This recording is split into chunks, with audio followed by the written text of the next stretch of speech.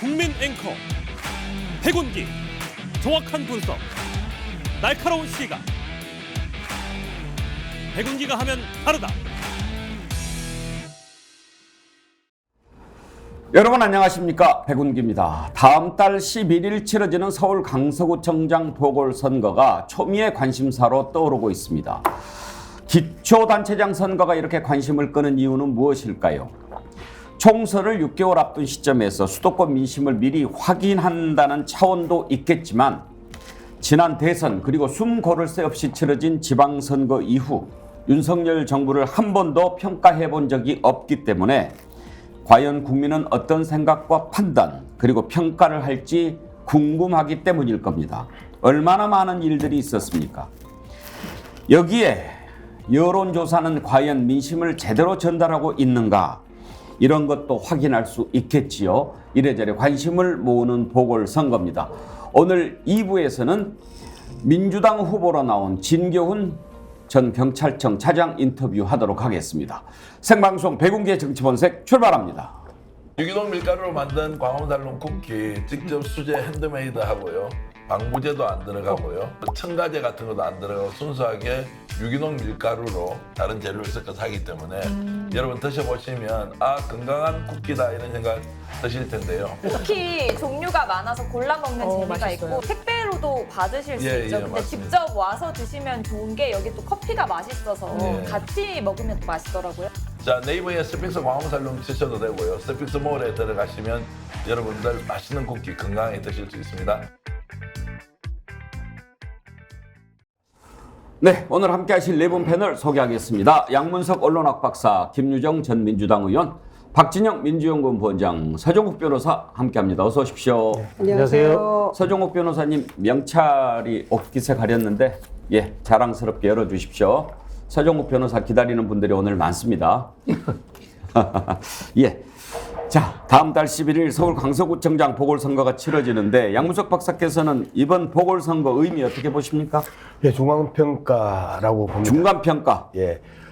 지난 문재인 대통령 시절의 서울시장 선거와 그 부산시장 선거, 보궐선거와 동일한 의미의 선거라고 생각을 합니다. 그리고 유사한 성격을 가지고 있습니다. 후보를 내지 않겠다고 이야기했던 더불어민주당이 후보를 낸 사건이고요. 그리고 자체적으로 발생했던 문제 때문에 후보를 내지 않겠다고 약속했다가 약속을 어긴 것과 똑같은 현상을 보이고 있는 또 사건이고요. 그렇기 때문에 너무 유사한 사건의 너무 유사한 선거이고, 이 평가에 따라서 바로 총선에 대한 결과가 또 연계되어 있다라는 측면에서 볼 때 말 그대로 패하는 쪽이 치명상을 입을 수밖에 없다라는 그 여타의 평가들이 상당히 설득력이 있다, 저는 그렇게 생각합니다. 일종의 중간평가 성격을 띌 것이다, 그렇게 얘기를 해주셨는데 서종욱 변호사도 동의하십니까? 뭐 저는 그렇게까지 이게 너무 그 의미를 과잉 부여할 필요는 없다. 예. 지역의 일꾼, 기초단체장 한 명 뽑는 선거다, 이렇게 보이고요. 지금 이게 솔직히 국민의힘 후보가 좀 불리한 건 사실이에요. 여론조사 상으로. 그럼 이게 국민의힘 후보가 졌다고 해서 치명상을 입습니까? 저는 그건 아니다. 지금 이게 강서구의 현역 의원 3명이 다 민주당 후보예요. 그 다음에 또 개인 인물도 평가하지 않겠습니까? 따라서 저는 기초단체장 하나 뽑는 선거지, 이걸 이게 마치 엄청나게 뭐 대통령이나 또 국민에 대한 심판이다, 이렇게 과잉 의미를 부여할 필요는 없다. 예. 우리 서정욱 변호사 말씀하시는 거 보니까 조금 판세가 불리하기는 불리한 것 같습니다. 예, 서정욱 변호사가 그 유리하면 상당히 의미 부여를 하면서 더불어민주당이 그동안의 야당 심판론을 강하게 거치고 나올 수 있는 대목임에도 불구하고 저만 그런 느낌 받았겠습니까? 지은 죄가 많죠. 서정욱 변호사를 비롯해서 여권과 대통령이 지은 죄가 많죠. 예. 이제 뭐 그렇지만 또 서종욱 변호사 말씀대로 기초단체장 보궐선거니까 뭐 그렇게 큰 의미 부여할 필요가 있겠느냐, 그런 얘기 하실 수 있지만 아직 선거가 남았는데 마치 패자의 변명을 미리 듣는 것 같은 그런 생각은 좀 들었어요. 총선 때는 또 그렇게 얘기하면 안 되겠죠. 총선은 확실하게 중간평가라고 봐야죠. 그럼요. 총선은 전국 선거입니다. 예. 원래 강서구가요, 좀 이게 불리한 지역구입니다. 국민의힘은 이제 강남, 서초, 뭐 송파, 용산 이렇게 가니까 예. 원래 이게 불리하습니다. 원래 그 자리가 예. 지난번에 그래도 김태우 구청장이 됐잖아요. 그때는 여러 가지 후보 뭐 민주당의 문제라든지 여러 가지 있었고요. 예. 지금 이게 그때보다 좀 불리하더라고요. 그래요. 그런데 지금 이제 서정욱 변호사처럼 약간 좀 부정적인 전망이라고 그럴까요?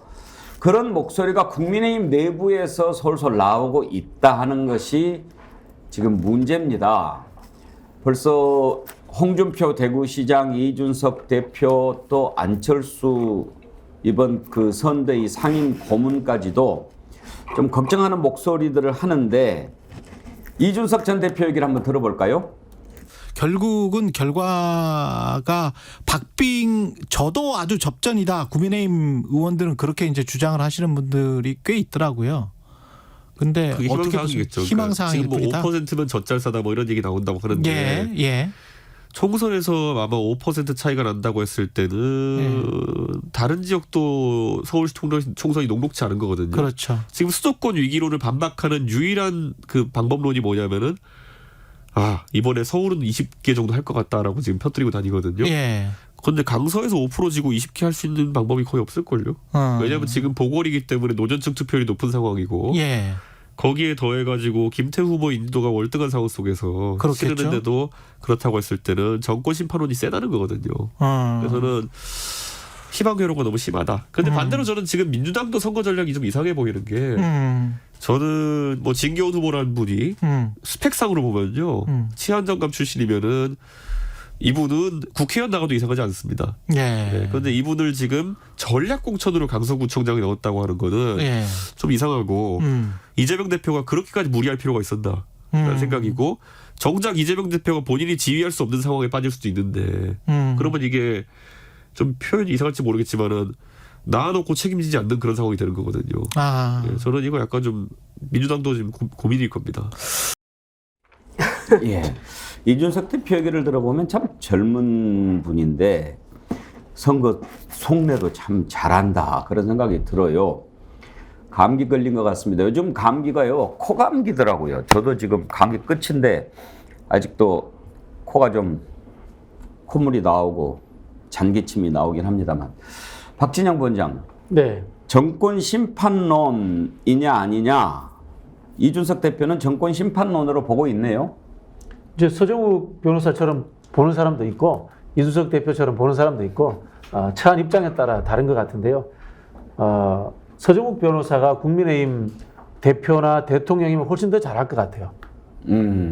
지금 이 강서구청장 보궐선거는 윤석열 정권과 국민의힘의 자충수를 넘어서 자멸수예요. 예. 그냥 조용히 동네 선거로 치르면 되는 걸 검찰 수사관 출신의 이 범죄가 있던 구청장을 사면을 시켜줘서 후보로 냅니다. 그리고 또 국민의힘은 반대를 했는데 결국 대통령 의중이 관철됐다는 거 아닙니까? 그러므로 인해서 대통령이 후보를 내므로 인해서 대통령이 심판받는 선거로 스스로 만들어버린 겁니다. 그런 지점에서 저는 이 강서구청장 보궐선거에서 국민의힘에 진다면은 당내의 분란 크게 일어날 것이다. 당장 뭐 이준석 대표도 저런 이야기를 하고 있고요. 당내 반윤, 비윤 세력들이 행동을 개시하는 기점이 되지 않을까 그렇게 생각이 들고요. 국민의힘 의원들은 서울에서 전패할 수 있다는 위기감에 의해서 거기에 동조하는 흐름으로 조금 국면 전환이 될 거다 그렇게 예측합니다. 그래요. 사실 김유정 의원 지금 속된 말로 질 것 같으니까 이런저런 한 자락 깐다 이렇게들 우리가 표현을 합니다만 이번에 국민의힘이 강서구청장 선거를 그냥 지역 기초단체장 선거 쪽으로 갔으면 괜찮을 텐데 대통령이 3개월 만에 사면 복권을 해주고 그 원인을 제공한 그 사람을 또 이렇게 공천을 하는데 과연 여기에 용산의 의중이 없다고 볼 수 있느냐? 그건 삼척동자도 알 수 있는 거 아닙니까? 그런 점에서 그래 그러면 한번 우리가 윤석열을 심판하자 이런 분위기가 생길 수 있는 거 아닙니까? 그렇죠. 이거를 대통령 용산에 의중이 없다라고 주장을 한다면 그거는 뭐 후쿠시마 앞바다에 세슘 우럭이 웃을 일이다. 그렇게 생각합니다, 저는. 그러니까 김기현 대표가 직전까지 계속 없다고 했잖아요. 공천할 일 없다 그랬잖아요. 머뭇거리고 그러다가 하루아침에 갑자기 돌변을 합니다. 그러니까 이제 스스로 자충수에 빠져버리는 거죠. 용산의 의중을 거절할 수 없기 때문에. 그래놓고 지금 나경원, 안철수, 심지어 정우택 부의장까지 막 선대위에 다 포진을 했더라고요. 제가 보기에는 정우택 부의장은 조금 뭐 충청권의 표심을 의식해서인지 별수입니다만은 미지수예요. 왜 정우택 부의장까지가 들어갔는지. 근데 나경원, 안철수 의원은 이제 수도권이 본인 지역구라서 뭐 이렇게 알려진 인물들이고 그래서 조금 유권자의 관심을 끌어볼까 이런 의도가 있는지 모르겠습니다만은 제가 보기엔 지난 전당대회 때 다 쳐냈던 사람들 선대위에 끌어들여가지고 아예 그냥 보내버리려는 작전이 아닌가 이런 생각도 한편 들었고요. 이거는 서정욱 변호사 말씀대로 그 구청장 단일 선거로 갈 수도 있는 구도였는데 오히려 이제 굉장히 판이 커져버렸죠. 대통령이 사면권까지 이렇게 남발하면서 반칙해서 퇴장한 후보를 다시 끌어들이는 본인이 또 나오겠다고 하는 이건 뭐 헌정사상 유례 없는 일이 지금 벌어지고 있기 때문에 이 정권스러운 공천이었다라고 생각을 하고요. 지난 선거를 보니까 투표율이 이제 한 51.7% 정도 됐더라고요. 유권자가 50만이 넘더라고요. 그런데 보니까 표 차이가 6,713표 차이가 나서 2.61%를 더 많이 얻어서 김태우 후보가 당선이 된 지역이더라고요. 그리고 이제 사전 투표를 꽤 많이 했어요. 10만이 넘게 하고 본 투표에서 한 15만 정도가 한 셈인데 저는 이번 선거가 완전히 윤석열 그 정권에 대한 심판 선거로 저는 간다고 생각을 합니다. 더군다나 민주당에 대한 야당에 대한 이런 전방위적인 압박 또 이재명 대표와 관련된 부분도 있고요. 이런 전체적인 구도를 놓고 봤을 때 사면권의 남발이라고 하는 그 대통령의 직접 이 선거판에 뛰어들었다는 어떤 구도 그리고 이 정권을 하루빨리 심판하고 싶다는 그 국민들의 여망 그런 것들이 강서구의 이목을 어느 때보다 집중시키고 있다고 생각하고요. 그래서 저는 이제 투표율이 관건이라고 생각하는데 보통 보궐선거 투표율이 굉장히 낮거든요. 예. 지난 지방선거가 51% 정도예요, 전국이. 그렇지만 투표율을 끌어올리는 것 그리고 많은 민주당 지지자들을 투표장으로 가시게 하는 것 그게 저는 이제 이번 선거의 관건이라고 생각합니다. 이번 투표율도 상당히 좀 관심이 가는 대목입니다. 양문석 박사, 지금 우리 국민들이 어떻게 보면 투표에 좀 목말라 있지 않습니까? 네. 올해가 투표가 없는 해였잖아요. 예. 그리고 지금 평가하고 싶어요. 그러니까요. 심판하고 싶어요. 예. 숱한 이슈들이 숱하게 많았었어요. 뭐 1특검 4국조, 2특검 4국조 할 정도로 수많은 이슈들이 올 상반기와 하반기 초반부터 터져 나왔던 사건이고요. 그리고 지금 또 최고의 그 정치의 계절인 양 이재명 대표를 둘러싸고 민주당 내부에서부터 국힘당과 이재명 대표를 둘러싸고 엄청난 힘겨루기가 진행되고 있고 오늘도 정치 뉴스로 가득 차 있는 이 상황에 있어서 이재명 대표에 대한 평가부터 시작해서 수많은 그 평가들을 하고 싶어 하는데 이 평가들이 사실상 그 강서구청장의 투표로 이어질 가능성이 높다. 이제 이렇게 저는 보고 있습니다. 그렇기 때문에 예상외로 투표율이 상당히 높을 것이라고 저는 생각합니다. 그리고 특히 더불어민주당을 지지하고 있는 대부분의 당원들이 다 투표장에 나올 것이라고 예상을 하는데요. 지난 6일 지방선거 같은 경우에는 대선 패배 이후에 민주당 지지자들이 거의 투표장에 나오지 않음으로 해가지고 지방선거의 대패, 완패를 당했었던 과거가 있습니다. 그 부분에 대해서 이제는 윤석열 정부에 대한 기본적인 심판, 그 분노와 그 다음에 이재명 대표에 대한 정치적 탄압과 정적 제거, 검찰의 무도한 검찰권의 행포 이런 부분들이 종합적으로 터져 나오는 시기이기 때문에 압도적인 표차 그리고 그 대단한 투표율 이러한 것들이 충분히 예측되고 있는 상황입니다. 서정욱 변호사한테 갑자기 이걸 좀 여쭤보고 싶었어요. 아까 강서구청장 보궐선거 의미를 그냥 뭐 기초단체장, 지역신분권 뽑는 건데 너무 큰 의미 부여할 수 할 필요 있느냐 이렇게 얘기하셨는데 만약에 그러면 지금 아니면 10월 11일 날 총선을 치른다면 어떻게 될 것 같습니까? 총선? 네. 제가 보기에 그 박빙의 승부 같아요. 아. 현재 저는 어느 당도 절대 우세는 없어요. 지금 이게 지지율이 엎치락뒤치락 하고요. 아마 근데 이번에 뭐 조금 제가 이게 불리하다고 했는데 강서구청장이 근데 그것도 이게 투표율이나 뚜껑을 따봐야 돼요. 왜 그러냐면 이게 60, 70대 어르신들이 투표장에 많이 가면 젊은 층이 안 가면 또 이게 이변이 일어날 수도 있는 거고요. 그거는 이제 이 뚜껑을 열어봐야 되는데 여기서 제가 하나 지적하고 싶은 게 바로 이제 그 성자의 저주입니다. 강서구청장이 뭐냐? 성자의 저주가 뭐냐? 지금 민주당이든 국민의힘이든 국민의 사랑을 잘 못 받고 있어요. 이 말은 이게 총선 앞두고 처절한 혁신과 그다음에 자기 반성 이게 필요하거든요. 근데 이걸 이기면요 잘못 해석해가지고 야 우리 이번에 진경훈 후보 이겼으니까 이재명 대표에 대해서 국민들이 다시 이게 신임했다. 이래서 이게 옥중공천에 뭐든 가보자. 이러다가 이게 총선에 진짜 큰일 납니다.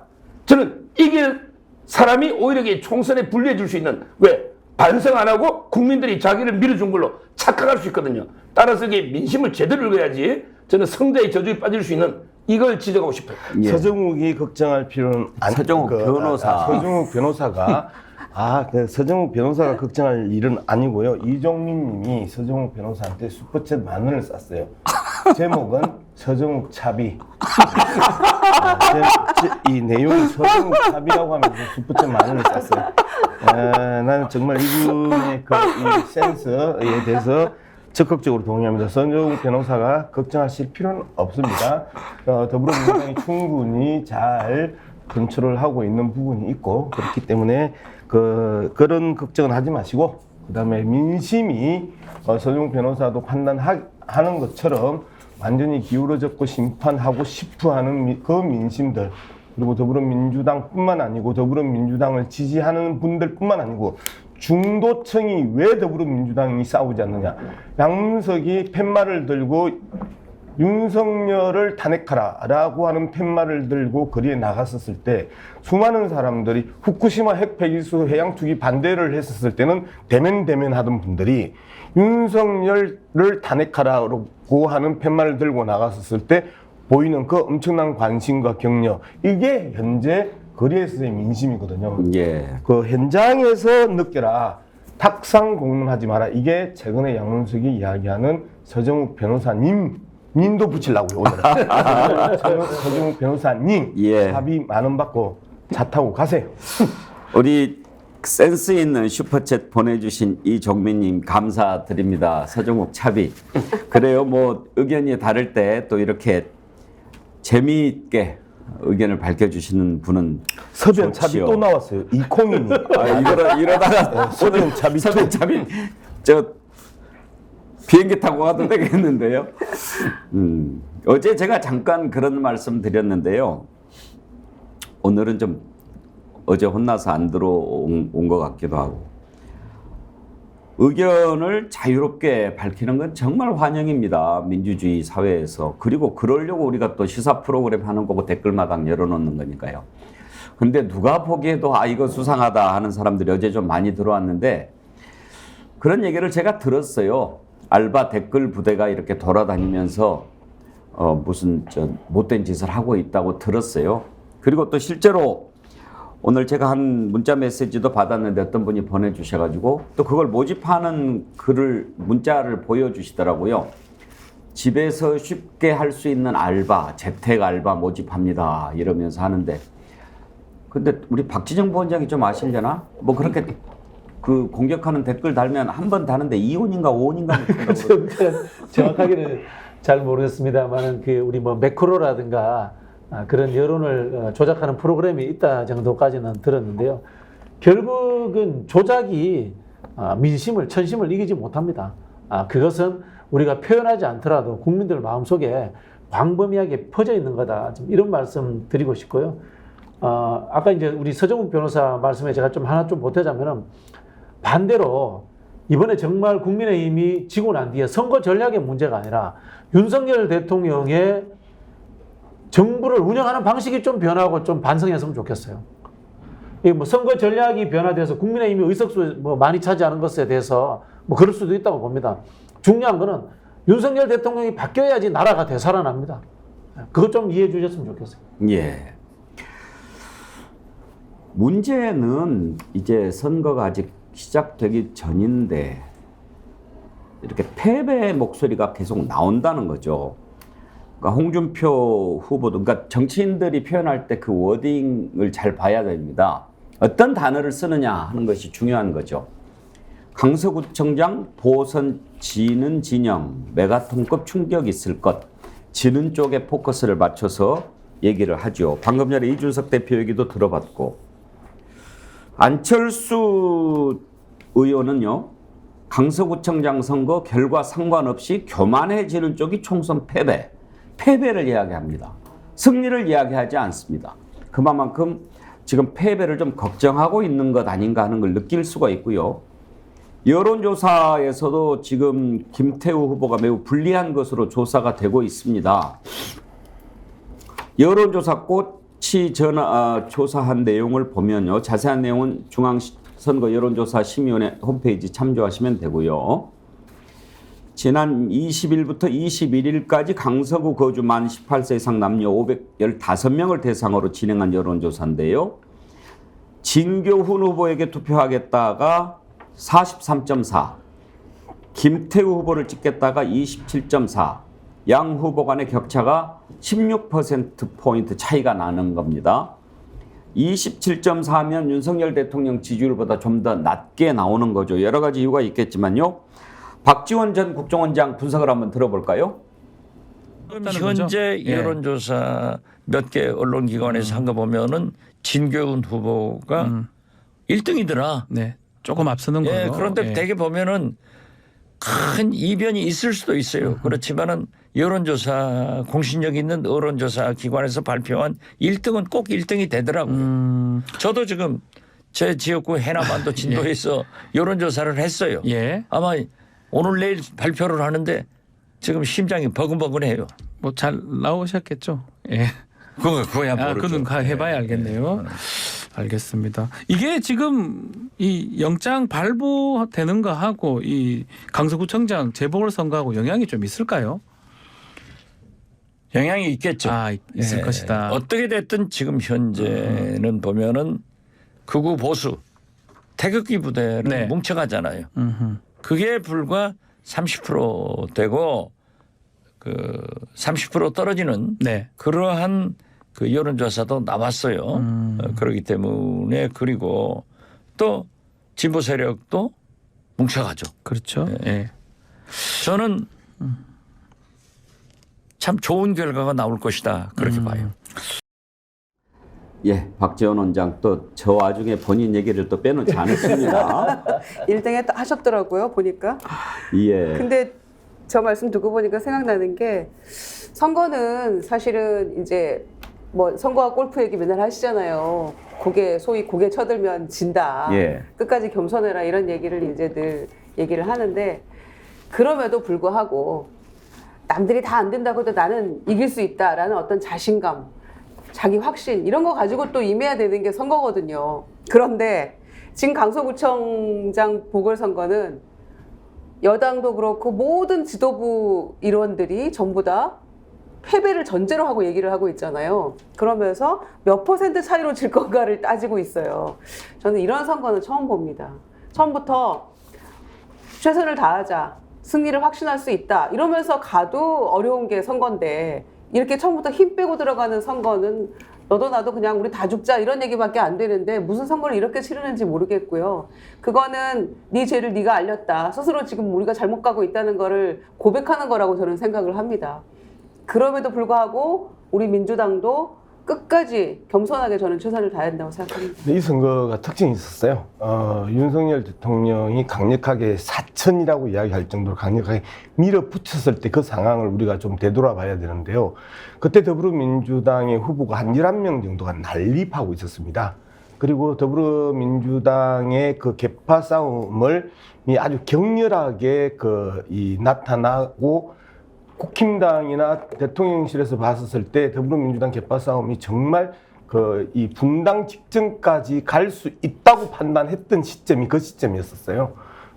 내부적으로 제대로 분석을 못했다라는 거죠. 그런데 공천하자마자 모든 그 후보들이 싹 정리가 되면서 단일 후보로 정리가 되고 더 이상 분란이 일어나지 않고 정리가 돼버리는 상황. 이 부분이 국힘당이나 대통령실에서 예상하지 못했던 바다라는 부분이 이제 첫 번째 문제고, 그 다음에 이번 이재명 대표의 저격 사건, 당내 저격 사건도 마찬가지입니다.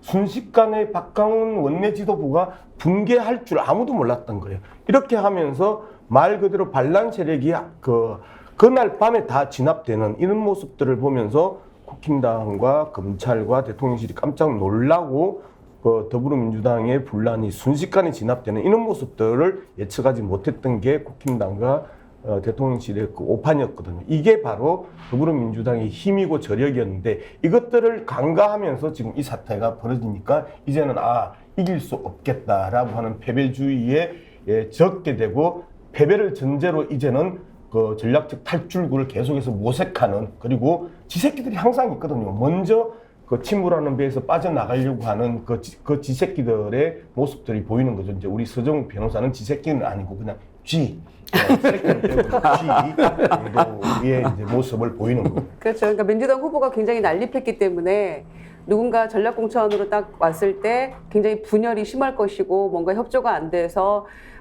많이 빠져나갈 것이다, 이런 생각들을 했을지 모르겠어요, 국민의힘에서. 근데 바로 다들 마음을 다시 다잡고 이번 선대위 엊그제 개소식했는데 다들 선대위에서 그 예비 후보들이 같이 선대위에 참여하면서 지금 힘을 모으고 있거든요. 이제 그런 것들이 상당히 청신호다, 이렇게 생각합니다. 댓글 반응을 조금 소개를 잠깐 몇 가지 해드리고 가야 되겠습니다. 저희가 오늘 방송 전에 어제 방송했던 하이라이트 분량 한 10분 정도 보내드렸는데 좀 헷갈려 하시는 분들이 많이 계십니다. 생방송 아니냐, 녹방이냐 그렇게 물어보시는데 혹시 도움이 되실까 하고 준비를 했던 건데요. 여러분들 헷갈리셨다면 한번 제고해 보도록 하겠습니다. 지금은 생방송 맞습니다. 생방송 하고 있고요.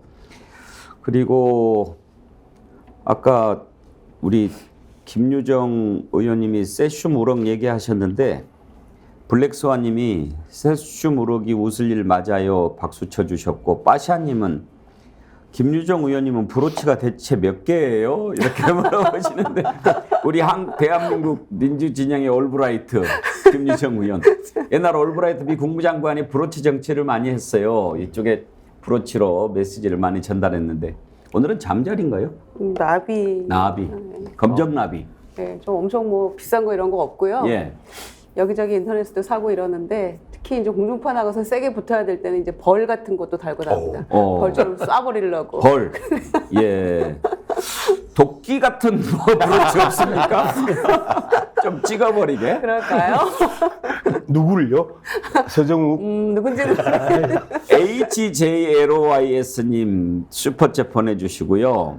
보내주시면서 서변님, 전에는 너무 밉고 화도 났는데 다른 분들이 이야기하실 때 네네 하면서 수긍하는 걸 보면 짠하기도 합니다. 저도 서변님 차비에 보태겠습니다. 오늘 서정욱 변호사 차비가 많이 들어오고 있는데요. 얼마나 들어오는지 한번 보겠습니다. 서정욱 변호사에 대해서 애정이 많이 있어요. 그런데 제가 항상 말씀드리지만 서정욱 변호사가 우리 정치분석에 나와주시는 거 저는 참 고맙게 생각합니다. 우리가 다른 목소리, 또 여러 가지 목소리를 좀 다 들어봐야 되지 않겠습니까? 서정욱 변호사 나름 합리적으로 얘기한다고 지금 하는 겁니다. 가끔 억지스럽긴 하지만 우리 서정욱 변호사, 근데 우리가 듣기에 가끔 좀 억지스럽다라고 할 때 억지라는 거 알면서 해요? 아니면 정말 그렇게 생각해요? 아니, 저는 이게 소신껏 하지 억지라고 생각 안 하고 제 평소 소신이고요. 지금 이게 방송 패널 중에 윤석열 대통령의 뜻을 가장 정확하게 그들에게 전달하고 있다. 저는 이렇게 스스로 자부합니다. 그러니까 대통령이 얼마나 억지인지 알겠죠. 그러면 이제 심각해지는데 이거 진짜 심각해지. 내 이야기가 윤석열 대통령의 뜻을 가장 정확하게 있는 그대로 전달한다면 대통령의 그 생각이 얼마나 엉망진창인지. 근데 서정욱 변호사 그 말씀이 만약에 맞으려면 논리적으로 서정욱 변호사의 그런 발언이나 표현을 윤석열 대통령이 인정을 해줬다거나 뭐 지지를 해줬다거나 이런 교감이 있어야 그게 논리적으로 성립이 되는데 그런 적이 있습니까? 저기 방송에 다 밝힐 수는 없고요. 예. 옛날 후보 때부터 제 유튜브는 안 빼고 다 본대요. 그럴 거다가 아니고 그래도 논리적으로 생각이 같다라고 이야기할 정도면 실제로 그런 얘기를 들은 적이 있어야 논리적으로 성립이 되니까. 있는데 그걸 밝힐 수는 없잖아요. 아, 알겠습니다. 예. 제가 여기 저 보궐선거 관련하면 좀 정리를 하고 싶은데요. 제가 정리해도 되는지 모르겠는데. 해주십시오. 그리고 이제 선거 전망이라는 것은 여론조사로서 거의 다 나왔다고 봅니다. 끝나고 난 이후의 문제인데 저는 끝나고 난 이후에 이기는 정당이든 지는 정당이든 총선 승리를 위해서 달려가겠다라는 이야기보다는 이것 자체가 1차의 심판이란 말이에요. 정권에 대해서. 그렇기 때문에 대한민국호를 걱정하는 정치의 진정성을 담아서 여야가 같이 윤석열 대통령에게 통치 방식을 바꿀 것을 저는 강하게 한번 어필할 필요가 있지 않나 그런 생각이 들고요. 지금 안철수 후보가 뭐 교만해지는 쪽이 진다 이렇게 하는데 아무도 교만하지 않습니다. 제가 보기엔 국민의힘도 교만한 게 아니고 국민의힘 사실 고만고만한 겁니다. 교만한 것은 지금 윤석열 대통령 한 분밖에 없습니다. 윤석열 대통령이 바뀌면은 국민의힘도 바뀌고 정치 전체가 바뀔 수 있기 때문에 이 선거 끝나고 여야가 다시 한번 윤석열 대통령에게 강하게 어필할 필요가 있다. 그 말씀 드리겠습니다. 예. 자, 이번 강서구청장 보궐선거 의미를 여러 가지 발언들을 통해서 좀 살펴봤습니다.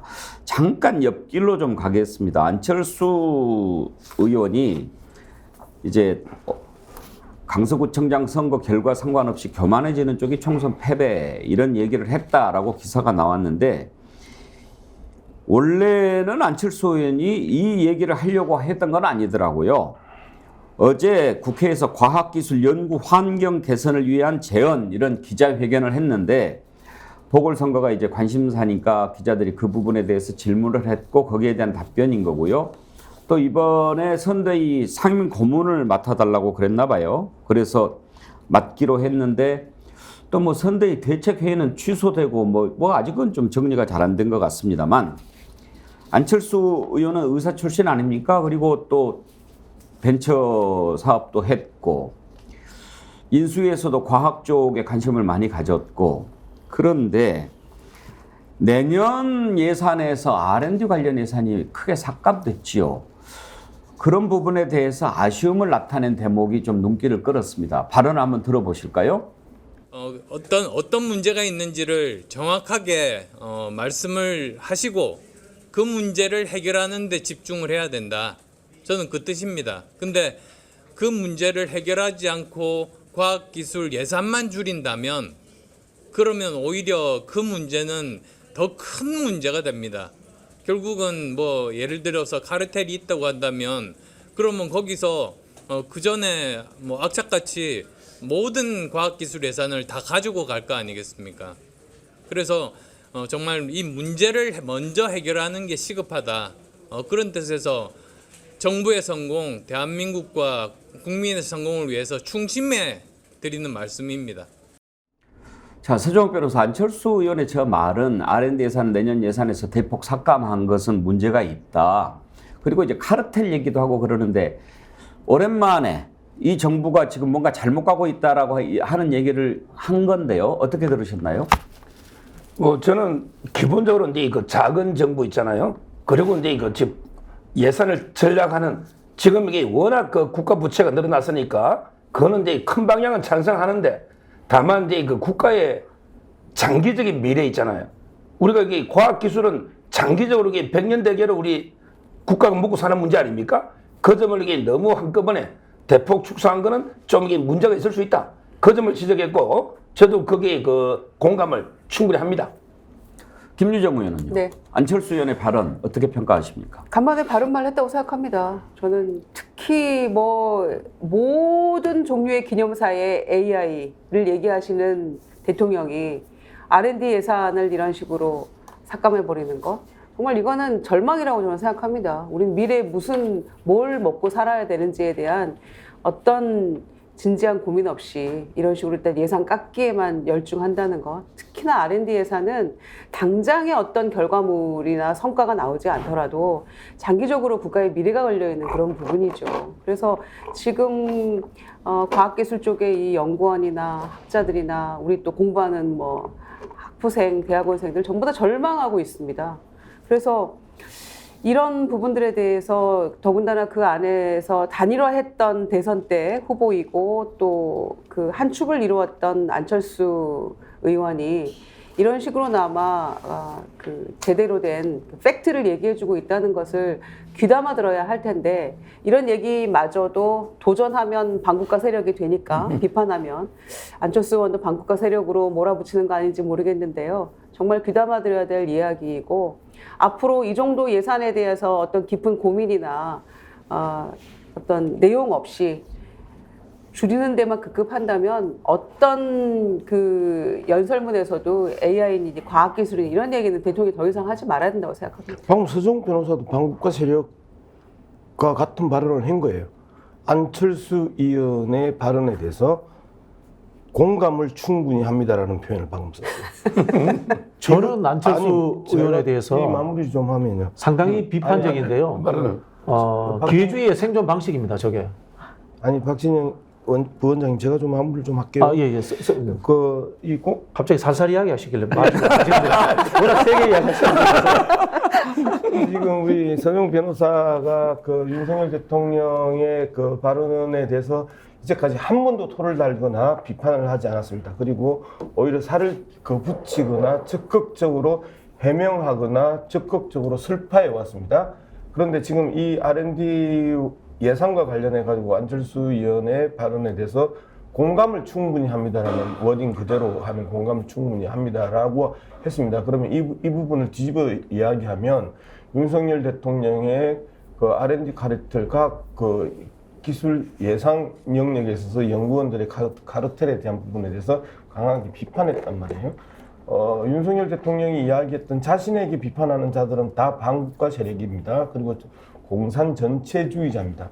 이 내용에 대해서 나는 서정욱 변호사가 좀 명확하게 정의해줘야 될 필요가 있다. 공산 전체주의, 그 다음에 1+1은 100이라고 이야기하는 작자들이라고 이야기하는 부분에 대해서 그 내용이 얼마나 어이없는 이야기인지 이 부분에 대해서도 이제 정리할 필요가 있다. 무조건 윤석열 대통령의 뜻이다. 윤석열 대통령의 의지다. 윤석열 대통령의 국정 철학이다라고 이야기하면서 옹호하고 그 다음에 해명하고 방어해줄 영역이 아니라는 부분입니다. 예. 박진영 부원장님 더 하실 말씀 있으시죠? 예. 그 안철수 의원의 이거는 그냥 전형적인 기회주의적 작태입니다. 한 분은 아부하는 단소리로, 한 분은 쓴소리로 자신의 힘을 모아가지고 또 어떤 이상한 또 뻘짓을 할지 모르는 겁니다. 안철수 의원이든 이준석 대표도 양두구역에 정치적 책임을 져야 되는 거고요. 평론가라면 저렇게 할 수 있지만요. 정치를 하는 사람이라면 자기의 정치적 행위에 대해서 책임을 지고 손가락 자르고 양두구역 했기 때문에 이준석 대표도 당분간 정계 은퇴하는 게 맞다. 저는 그렇게 생각합니다. 예. 자, 다음으로 넘어가도록 하겠습니다. 김만재님 댓글 보내주셨는데요. 비가 와서 일도 못하고 집에 가는데 차가 많이 밀리네요. 국군의 날 행사 때문에 남태령 고개가 유독 밀리네요. 덕분에 백운기 정치본색 본방송 시청하고 댓글까지 남깁니다. 이런 걸 주셨는데 오늘 국군의 날 행사 네, 4시에 시작한다 그러고요. 비가 와가지고 남대문에서 광화문까지 이렇게 예. 시가행진 한다는데 4,600명 군인이 동원됐다 그래요. 예. 그러니까 오늘이 10월 1일이에요? 10월 1일인지 아무래도 그 추석 연휴 기간이니까 오늘 하는 모양이에요. 예. 김만재님은 비가 오면 일 못하는 그런 일을 하시는 모양인데요. 김만재님 제가 위로 선물로요. 디어루시에서 드리는 클렌징 폼 아주 좋은 겁니다. 보내드리도록 하겠습니다. 저희 스픽스 이메일로 주소 남겨주시기 바랍니다. 지금 3명의 장관 후보자 지명하고 청문회를 기다리고 있는데 워낙 정치 상황이 복잡하다 보니까 청문회가 언제 열릴지 이러다가 청문회도 안 열리고 그냥 가는 거 아닌가 그런 걱정도 좀 듭니다만 청문회 해야 되겠어요. 국방부 장관 후보 신원식 그동안 논란이 되는 발언들이 참 많았죠. 청문회 때 어떻게 답변할지 궁금한데 또 이런 얘기를 했다고 기사가 나왔습니다. 그 전에 이완용이 비록 매국노였지만 어쩔 수 없는 측면도 있었다. 이런 얘기를 하지 않았습니까? 그랬는데 이번에는요. 대한제국이 존속했다고 해서 일제보다 행복했다고 우리가 확신할 수 있느냐. 이런 얘기를 한 거예요. 만약에 이런 생각을 정말 갖고 있다면 이건 식민사관이나 이런 걸 뛰어넘어서 그냥 일제시대를 찬양하는 그런 발언이 아닌가 싶은데요. 여러분 믿어지지가 않으시죠? 직접 들어봐야 됩니다. 들어보시죠. 그러니까 역사의 가정을 들을 수는 없지만 그 당시 누가 이기더라도 준비가 안 돼 있는 대한제국한테는 재앙이었습니다. 그 다음에 조선말, 조선을 선계한 대한제국이 무슨 인권이 있었습니까? 개인의 재산권이 있었습니까? 아니 예를 들어서 대한제국이 존속했다고 해서 일제보다 행복했다고 우리가 확신할 수 있습니까? 국민들이? 그러니까 이 말은 무슨 말이냐고 그러면 이제 우리를 점령하는 걸 미워하는 거는 그동안 미워하고 다 했고 사과받고 돈 받았잖아요. 이제 잊어버리고 다시는 우리가 이런 꼴을 안 당하도록 국제정세를 정확하게 읽고 지도층이 솔선수범하고 국민이 무지한 선동에 휘둘리지 않고 정말 냉철하게 북극 강병을 해야 된다는 그 교훈을 얻는 것이 지금 중요한 것이지 어떻게 아직 그 옛날 걸 매달려서 이렇게 비상식적인 행동을 하느냐 이 면에 대해서는 이제 국민이 깨어나야 합니다. 도대체 저게 무슨 소리인지 귀를 의심하지 않을 수 없는데 저는 저 화면을 보면서 궁금한 게 저게 장군의 소리다 뭐 이런 유튜브 채널이던데 옆에 앉아서 고개를 끄덕이는 사람들도 같은 생각을 갖고 있는 건지 정말 궁금합니다. 저 발언 박진영 부원장 어떻게 들으셨나요? 저분은 뭐 친일 사관 뉴라이트가 아니고요. 일본의 장군입니다. 일본의 소리입니다. 일본이 일제강점기 침략할 때 저런 이야기였습니다. 대한제국이 미개하니까 우리가 점령해서 발전시켜 주겠다. 이렇게 했던 이야기거든요. 근데 이분이 역사의식에 최소의 인식도 안 되는 거예요. 그럼 제가 이렇게 비교 드려 볼게요. 대한제국 이전에 조선보다 나았겠습니까? 못했겠습니까? 개항하고 나아진 겁니다. 당연히. 역사라는 것은 당연히 발전하는 겁니다. 그 과정에 생산력도 발전하는 거고요. 개인의 삶도 나아지는 겁니다. 그러나 이 개인의 삶을 나아지는 주체가 누구냐? 생산력이 발전하는 주체가 누구냐? 그것이 우리 대한민국의 것이냐, 일본의 것이냐는 소유의 문제인 겁니다. 그런 부분들에 대해서 기본적 인식도 없는 사람이고요. 저는 이분이 일본 사람이라는 생각을 갖고 있고 더 문제는 이런 사고를 가진 사람이 대한민국에서 별 3개까지 진급하는 상황에 만들어진 나라라는 것이 정말 저는 황당하다는 생각이 들고 검찰 독재 정권에서 검찰들이 보이는 행태도 참 우습기도 하지만은 이 군 장성들에 대해서도 저는 젊을 때부터 그분들의 사고체계에 대해서 제대로 역사를 공부하고 있는지 한번 확인해 보고 싶습니다. 서정욱 변호사 변호하시겠습니까? 저는 이게 오늘 그 작가가 보낸 주제가 구청장하고 이재명 영장이 가서 그쪽이 공부를 많이 하고 왔는데 갑자기 신원식 장군으로 가다 보니까 좀 이게 약간 저는 이거 안 다룰 줄 알았거든요. 근데 제가 근데 전문은 못 봤어요. 솔직히 방송에. 근데 기사만 제가 검색해서 쭉 보니까요. 아마 전체적인 취지는 일본하고 이제 지소미아를 연장을 안 하니까 문재인 대통령이 이걸 이게 비판하는 방송이더라고요. 전체적으로는 취지는. 다만 이제 저 표현만 놓고 보면 저거는 이제 뭐 부적절한 건 맞죠. 아무리 그래도 이게 일제 강점기가 더 나았다. 이거는 이제 말이 안 되잖아요. 따라서 저는 저 표현은 잘못된 게 맞다. 그렇지만 전체적인 취지는 지소미아 연장이었다. 이렇게 봅니다. 이제 그렇게 말씀하실 수 있는데 일단 국방부 장관 후보자의 어떤 역사 인식인데 실제로 일본이 우리나라를 병탄했기 때문에 우리나라 근대화가 앞당겨졌다라고 얘기하는 자들도 있거든요. 서정욱 변호사는 그 주장에는 동의하지 않으십니까? 뭐 이제 식민지 근대화론 이런 이제 이영훈 교수 서울대 이영훈 교수나 이런 분들이 상당히 있죠. 저도 그분들 책을 많이 읽어봤는데 저는 개인적으로 동의는 안 합니다. 우리가 독립을 위해서 바친 애국지사들이 얼마나 많습니까? 정말 이게 이런데 어떻게 뭐 일제 때 우리가 발전을 했고 일본 때문에 발전했다. 이런 사관에는 저는 전혀 동의하지 않습니다. 제가 이야기 좀 해야 될 부분인데 저분이 통영 출신이에요. 아, 예. 통영 출신인데 통영은 이순신 장군으로 먹고 사는 그렇죠. 도시입니다. 그리고 3.1 운동을요. 그 당시에 통영은 바닷가잖아요.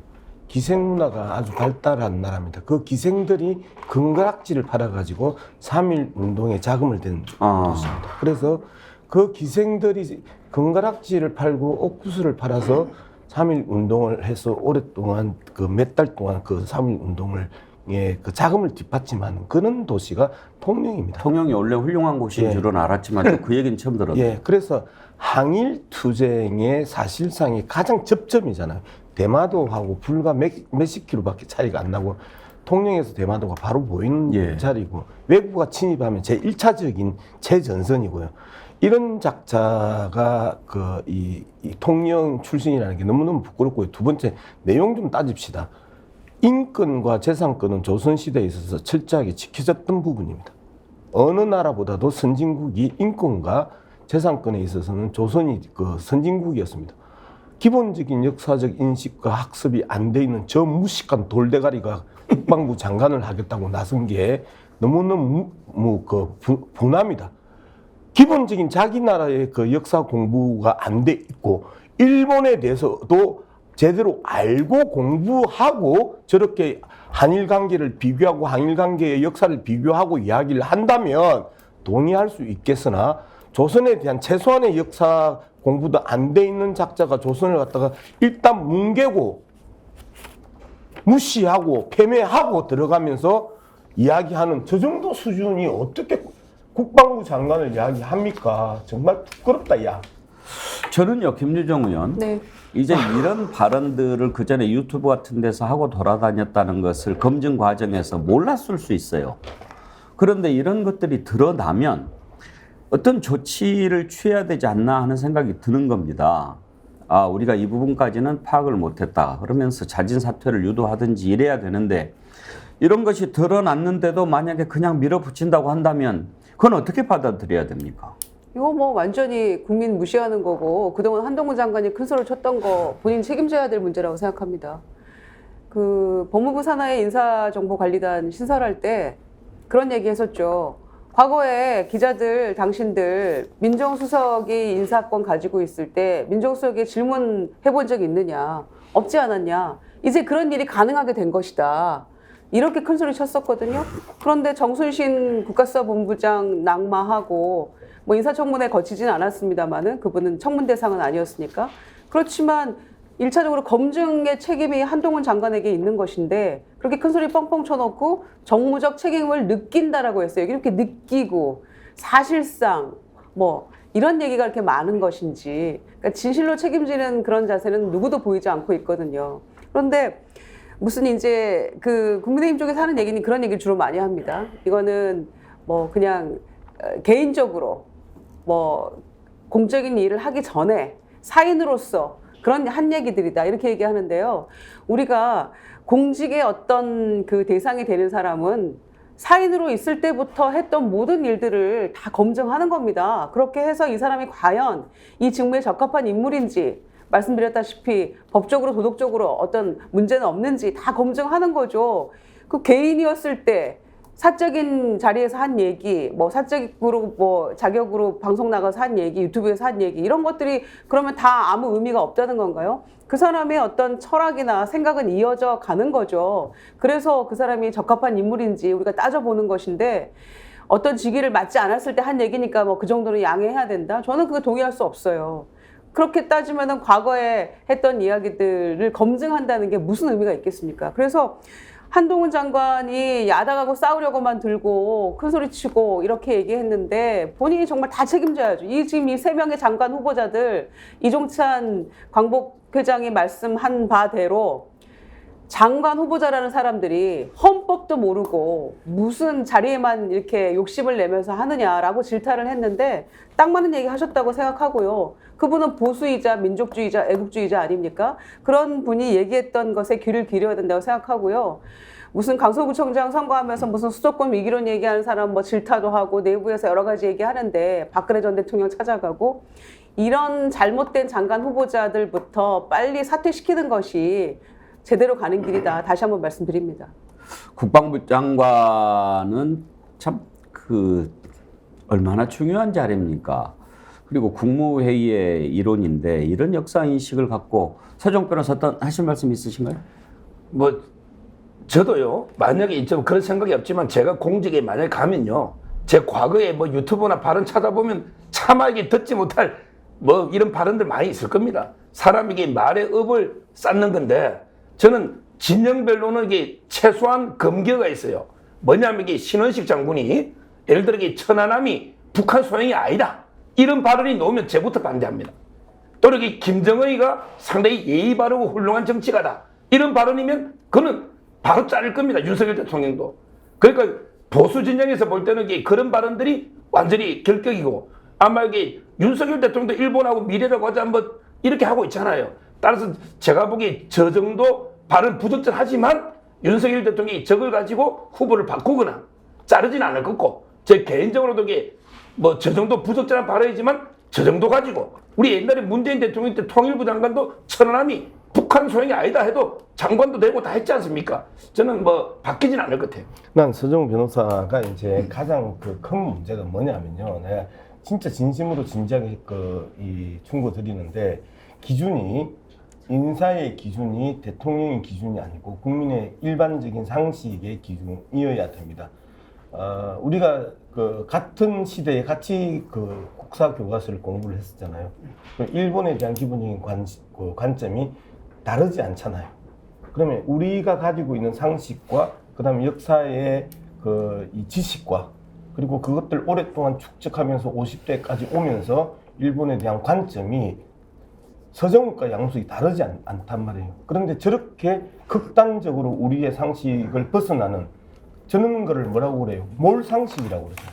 저런 몰상식적 역사관을 지니고 있었을 때는 윤석열이든 양문석이든 서정욱이든 단호히 배척하고 배격해야 되는 사람이잖아요. 이렇게 이야기를 하는 게 나는 맞다고 봐요. 그런데 저 정도 선은 윤석열 대통령이 포용 가능하다라고 이야기를 해버리면 서정욱 변호사가 윤석열 대통령을 엿먹이는 거예요. 나는 그렇게 생각합니다. 이종찬 광복회장도 국방부 장관이 역사에 무지하다 이렇게 지적을 했더군요. 한번 들어볼까요? 한국 국민은 독립만이 목적이다. 그렇기 때문에 썰어놓고도 친하고 자기 일본하고 반대가 되면 다 친하게지는다. 그렇기 때문에 그것은 공산주의라는 이념 때문에 그런 게 아니라 독립투쟁을 하기 위한 방편으로 한 것이다 이거죠. 요새 저 홍범도 얘기가 자꾸 나오죠. 27년에 공산당에 가입했기 때문에 공산주의자라고. 근데 이 신문이 그걸 말해주고 있어요. 공산당에 지금 가입하고 있는 사람들 진짜 공산주의자가 아니라 독립운동하는 방편으로 간 거다. 한국의 독립운동가들이 볼셰비키를 받아들인 것은 절대로 그들이 볼셰비키 노선을 지지하기 때문이 아닙니다. 한국의 독립운동가들은 일제에서 나라를 해방시킨다는 단 하나의 목적에 사로잡혀 있기 때문입니다. 그 목적을 실현하기 위해서라면 붉은 러시아이든 백인, 미국이든 어떤 원조라도 다 도움을 받고자 합니다. 이게 그 당시 기사예요. 그러니까 자꾸 그 사람은 공산당이다 이렇게 뒤집어 씌워서 하면 우리 손해만 가는 거예요. 우리 손해만. 그 당시 미국의 기자도 그렇게 안 봤다 이겁니다. 의병이 독립군이 되고 독립군이 광복군이 됐으니까 광복군이 국군으로 역사로 이어지면은 얼마나 우리가 명예스럽습니까? 그렇죠? 우리 국군의 역사가 그대로 딱 명예스럽게 되는 거 아닙니까? 근데 이런 뜻은 다 없어지고 무슨 무슨 홍범도가 제일 처음엔 저한테 이런 얘기가 왔어요. 이동한다고. 그딴 소리 하지 마라 그랬어요. 그랬더니 우리 할아버지는 그냥 두고 나머지 네 분만 이동한다 그래요. 내가 화를 냈어요. 그랬더니 네 분은 남기고 무슨 한 분만 지금 간다고. 이거는 역사를 모르는 일이에요. 역사를 알아야죠. 너무 역사에 대해서 무지하고 아까도 얘기했죠. 장관 되는 사람이 헌법도 모르고 이 국방장관이라는 사람이 저 군의 원조가 어디냐 하니까 일본 놈의 잔재들이 모여서 만든 조선경비대가 원조라고 그러고 이거 참 큰일 났어요. 자, 이종찬 광복회장이기에 더 관심을 모으는 발언입니다. 이종찬 광복회장이 누굽니까? 김대중 정부에서 국정원장을 지내긴 했지만 지금 윤석열 대통령의 거의 멘토격입니다. 그래서 이제 광복회장도 하게 됐고, 이종찬 광복회장의 아들이 윤석열 대통령의 아주 절친으로 알려져 있지 않습니까? 며느리가 지금 식약처장인가요? 질병관리본부장인가? 뭐 하고 있죠. 그 정도인데, 지금 보신 화면 무슨 뭐 강연하는 것 같은데 저게 기자간담회입니다. 그러니까 기자간담회를 하면서 본인이 하고 싶은 얘기를 저렇게 PPT까지 띄워가지고 설명을 하면서 기자들에게 왜 내가 홍범도 장군 흉상 이전을 반대하는가라는 설명을 하는 거지요. 그러면서 지금 국방장관이 역사에 대해서 너무 무지하다라는 걱정을 하고 있는 겁니다. 우리 국가의 원로가 이 문제에 대해서 왜 이렇게까지 걱정하고 얘기하는가 한번 들여다볼 필요가 있다 하는 말씀을 드리고요. 자, 또 한 명의 후보자, 김행 여가부 장관 후보자. 하루가 멀다 하고 새로운 의혹이 계속 나옵니다. 이번에는 또 주식 파킹 문제가 불거졌습니다. 주식 파킹, 주식을 뭐 주차하는 건데 무슨 얘기입니까? 고위공직자가 되면은 주식을 백지 신탁을 해야 됩니다. 그러면 이제 그동안은 주식 권리 행사를 못 하지요. 그걸 피하기 위해서 신우인가한테 주식을 맡겨놓은 거죠. 그리고 이제 공직을 합니다. 왜 그렇게 합니까? 공직에 있으면 여러 가지 정보가 있을 수도 있고 또 그 지위와 연관이 이해관계가 있을 수도 있으니까 그런 걸 못하게 하기 위해서 하는 거 아닙니까? 그런데 그렇게 했다가 나중에 보니까 뭐 79배? 그 정도로 네. 또 뛰었더라고요. 네. 주식이. 위키트리라고 하는 그 회사 있는데 그 연봉도 계속 또 받았다는 사실도 지금 확인이 되고 있습니다. 그런데 오늘 아침 기사를 보니까 김행 위키트리에서 연봉 7,500만 원 받을 때 직원 임금 체불은 또 26건이 있었다. 이런 얘기가 나오고요. 왜 이런 얘기들이 계속 나오는 겁니까? 오죽하면 국민의힘 내부에서도 이거 안 된다. 자진 사퇴시켜야 된다. 그런 얘기가 나옵니다. 김웅 의원 얘기를 먼저 들어보시죠. 당장 김행 후보자 청문회는 그냥 이렇게 넘어가도 되나요? 어떻게 보세요? 이게 지금 날짜도 못 잡고 있지 않습니까? 예. 그건 아마 여야 간에 어느 정도 생각이 있을 거예요. 지금 김행 후보자 같은 경우에는 제가 보기에는 그 뭐 최근에 있었던 민사 판결문이랑 이런 걸 봤었는데 예. 전 자진 사퇴하시는 게 맞는 것 같아요. 자진 사퇴하는 게 맞다. 그리고 그런데 민주당이 청문회 안 하면서 그냥 얼렁뚱땅 임명 강행하려고 하는 거는 오히려 민주당에 유리하다라고 지금 생각을 하는 겁니까? 장관이 되는 게?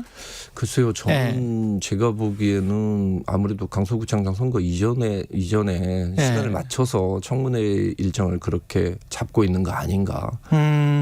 그렇게 보는 거고 청문회 일정이 뒤로 미뤄지고 있기 때문에 사실은 결단을 좀 내려야 됩니다.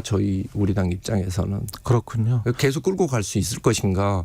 아니 나와서 뭐 갑자기 하늘 좀 쳐다보세요 뭐 이런 소리를 하는데 지금 언론이 제기했던 모든 의혹이라는 게 다 사실로 드러났어요.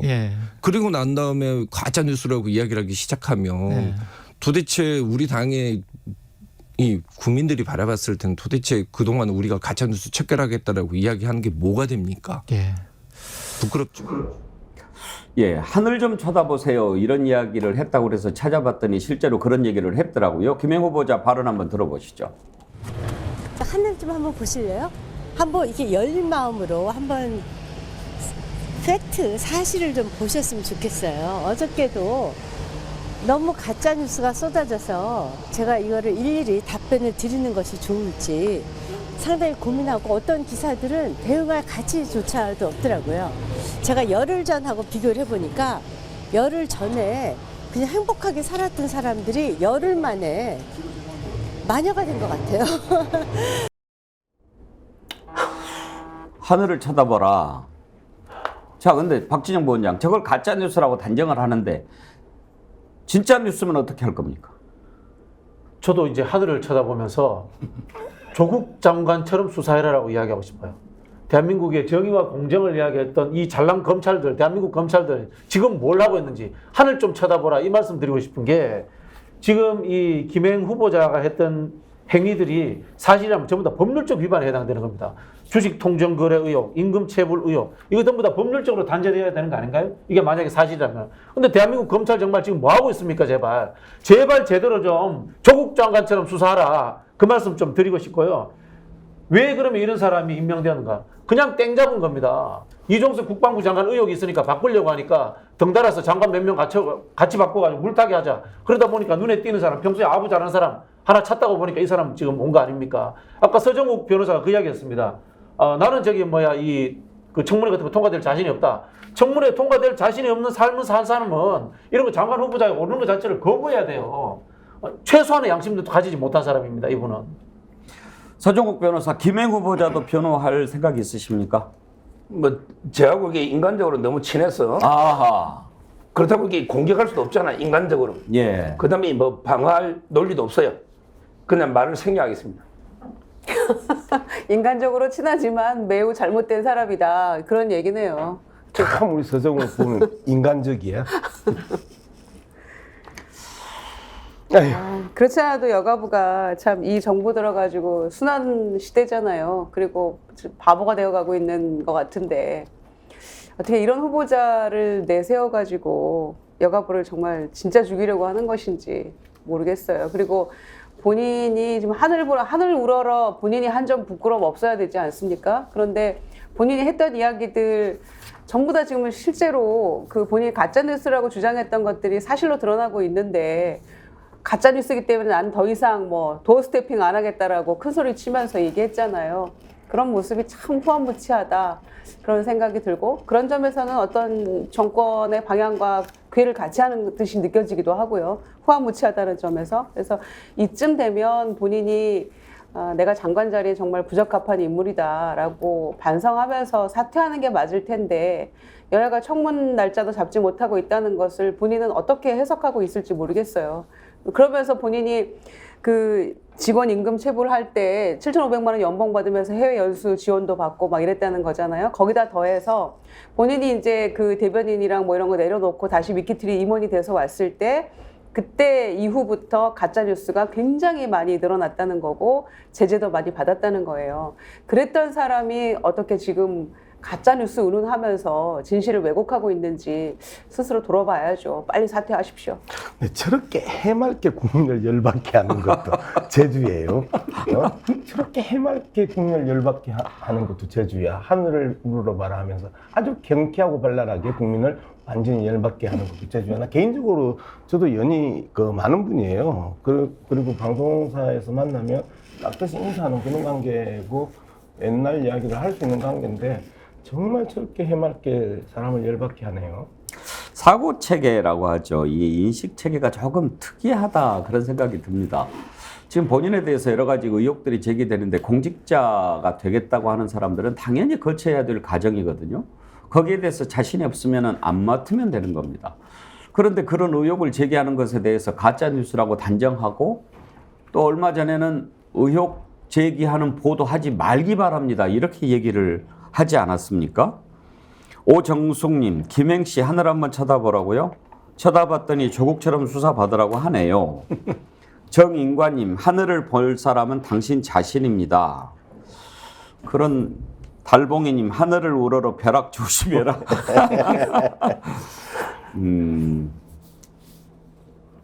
근데 이제 저 부분은 좀 그냥 넘어가면 안 될 것 같은데 가짜뉴스 하잖아요. 서정욱 변호사, 김행 장관 후보자하고 다른 얘기니까 한번 물어봅시다. 지금 이 정부 이동관 방통위원장 들어서 가지고 이제 가짜뉴스 아주 때려잡겠다는 거 아닙니까? 네. 가짜뉴스 기준이 뭡니까? 가짜뉴스가 심각한 게 조금 전에 얼마 전에 김의겸이라고 있잖아요. 국회의원. 이분이 판사하고 한동훈 장관이 대학 동기다. 그래서 이제 의도적으로 서울로 가져와가지고 이 판사를 골랐다. 이게요, 세 가지가 한꺼번에 가짜뉴스입니다. 첫째, 동기가 아니에요. 두 번째, 동기도 저도 270명입니다. 서울법대. 동기도에 270명이 다 친한 게 아니에요. 그 다음에 세 번째, 검찰이 판사를 고를 수가 없어요. 옛날에도 이게 서울로 다 가져왔죠. 그게 원칙이에요. 그 다음에 18일 하니까 담당이 정해진 거죠.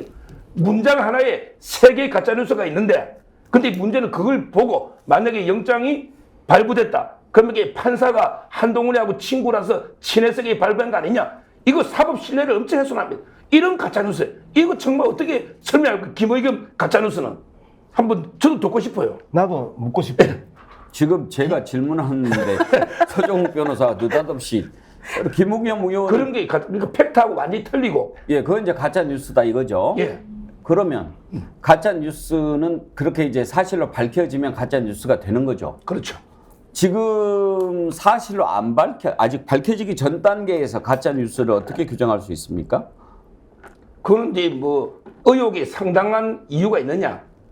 상당한 이유, 믿을 만한, 밝혀지기 전에 대표적으로 이제 이거 청담동 술자리 같은 거죠. 그것도 한동훈 장관 대통령이 가서 동백 아가씨를 불렀다. 이게 상식적으로 안 맞잖아요. 이런 게 이제 밝혀는 아직 완전히 안 됐지만 지금 수사 중이니까 그렇지만 이게 가짜 뉴스로 볼 수 있는 거예요. 서정욱 변호사. 저도 좀 예. 너무 앵커가 말 많이 하시는 거 아니에요? 양 박사님 빨리 하세요. 빨리 아니야. 하세요. 나중에 끝나고 나서 욕 들어. 그냥 가짜뉴스의 출발은 앵커한테 대들면 또 욕 들어. 결국 바이든 날리면이 해명되지 않으면은 여기에 대해서는 아무도 할 말 없어요. 바이든입니까 날리면입니까?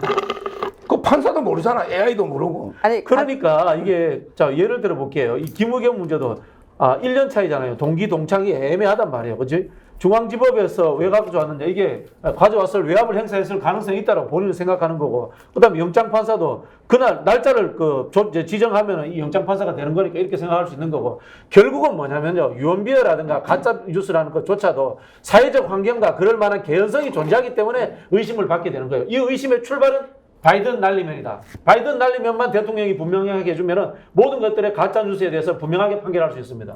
아니 그러니까 언론이 의혹 제기를 할 수 있잖아요. 견제할 수 있고 감시할 수 있고, 의혹 제기하는 것 자체를 일단 가짜뉴스로 규정하는 거, 그건 저는 안 된다고 생각하고요.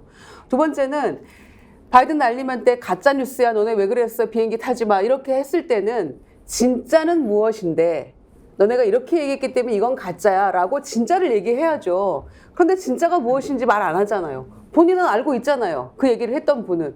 그럼 이게 어떻게 가짜 뉴스입니까? 난 이렇게 말했는데 너네 왜 이렇게 얘기했어? 라고 얘기해야 되는데 이거조차도 얘기를 하지 않으면서 다시 한번 들어주십시오라는 우리는 김은혜 수석 얘기만 나오는 거죠. 그래서 김은혜 수석 바보 됐잖아요. 그러니까 이런 상황 때문에 무조건 본인들의 비판하고 본인들이 비상하면 가짜뉴스를 규정해 가는 이런 모습, 이것 때문에 비판받는 거 아닙니까? 앵커의 발언을 빼앗아 놨더니 두 분이 이야기하네. 서정욱 변호사 지금 앞에 컵이 있는데 서정욱 변호사는 얼음물을 마시고 있다.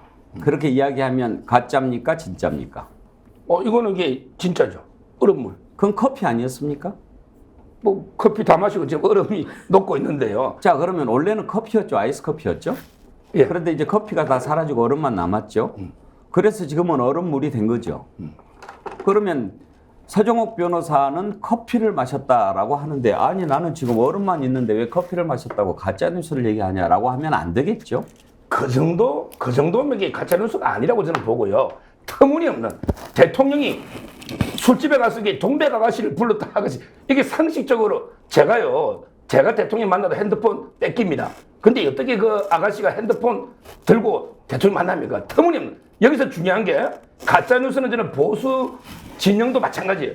옛날에 문재인 대통령 때 우리 보수 쪽에서도 부끄럽지만 문재인 대통령 이재명 후보에 대해서도 가짜뉴스 많이 퍼뜨렸잖아요. 저는 진영을 불문하고 가짜뉴스는 이게 뿌리 뽑는 게 맞다고 봐요. 명백한 거는. 서변 그 사건의 진위는 아직까지 끝나지 않았습니다. 알겠습니다. 자, 우리 서정욱 변호사한테 김행 후보자 얘기하면은 그건 친분이 있어서 얘기 못 하겠다고. 아무튼 오늘 이재명 얘기 참고 싶어서 애 많이 쓰셨네요. 마지막에 참느라고. 예, 오늘 이 정도까지 하지요. 참 이런 후보들을 지명을 해놓고 이렇게 많은 문제가 드러나고 있는데도 끔찍하지 않는 것, 그것도 참 대단합니다. 대단해요. 국민들이 그러니 얼마나 선거를 기다리고 있겠습니까? 오늘 2부에서요. 강서구청장 보궐선거에 후보로 나선 민주당의 진경훈 후보 만나보겠다는 말씀 드리니까요. 여러분들 계속 채널 고정해 주십시오. 잠깐 좀 알려드릴 게 있습니다. 우리 새로 프로 개편하면서 아주 인기를 끌고 있는 두 가지 프로그램 소개를 좀 해드리겠습니다. 월요일부터 금요일까지 오후 3시 50분 박시동의 경제본색. 아주 요즘에 히트를 치고 있습니다. 우리 정치본색에서 오라 경제 하다가 경제 쪽 관심 가진 분들이 많으셔가지고 박시동의 경제분석 따로 만들었는데요. 아주 재미있게 경제 어려운 거 잘 풀어주고 있습니다. 관심 많이 가져주시고요. 경제본색 사랑해 주십시오. 그리고 뉴스가 많지만 진짜 뉴스인지 가짜 뉴스인지 왜 이 제목은 이렇게 뽑았는지 여러분들 궁금하지 않으십니까? 그래서 뉴스를 아주 입맛에 맞게 발라드리는 노정면의 뉴스를 발라드립니다. 뉴발 월화 목 금 오후 4시 50분에 생방송으로 진행이 되는데요. 뉴스를 잘 아셔야 됩니다. 뉴스라고 다 뉴스가 아니고 보도한다고 또 그게 다 사실이 아닐 수도 있고 왜 이런 내용을 이렇게 보도하는가. 아까도 제가 말씀드렸잖아요. 국민의힘에서 지금 나오는 단어를 유심히 보시라 이겁니다. 선거를 앞두고 계속 가장 많이 나오는 단어가 뭡니까? 패배입니다. 패배. 선거를 하기도 전에 패배라는 이야기가 계속 나오는 이유가 뭡니까? 패배를 상정해놓고 거기에 대해서 대비책을 세우고 있는 거 아닌가? 이렇게 생각해 볼 수도 있다는 거거든요. 그런 점을 노정면의 뉴발에서 잘 짚어줄 겁니다. 그리고 여러분들 많은 성원 덕택에 스픽스몰이 나날이 성장해가고 있는데요. 스픽스몰의 LG전자도 입점을 하게 됐다. 어제 소개해드렸는데요. 앞으로 가전도 우리 스픽스몰에서 구매하실 수 있습니다. 첫 번째로 LG전자에서 탈모 치료 의료기기 개발한 거 저희가 지금 판매하고 있는데요. 똑같은 제품인데 우리 스픽스몰에서 제일 싸게 살 수 있습니다. 그러니까 탈모 관심이 있으신 분들 전국 최저가에서 판매하는 스픽스몰에서 구입해 주시기 바랍니다. 어제 소개해 드렸더니 몇 분이 또 사주셨던데 이런 거 많이 사주시면 스픽스 힘 됩니다. 많이 구입해 주십시오. 머리에 관심이 있으신 분들만. 예, 1부 여기서 마치죠. 양분석 박사님 왜 이렇게 이름표를 일찍 떼요? 김유정 의원님, 박진영 부원장님, 서정욱 변호사님 네 분 수고하셨습니다. 감사합니다.